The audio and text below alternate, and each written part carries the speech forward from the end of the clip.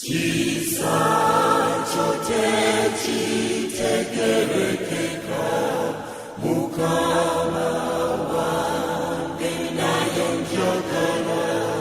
kuyiga bulijjo n'okwongera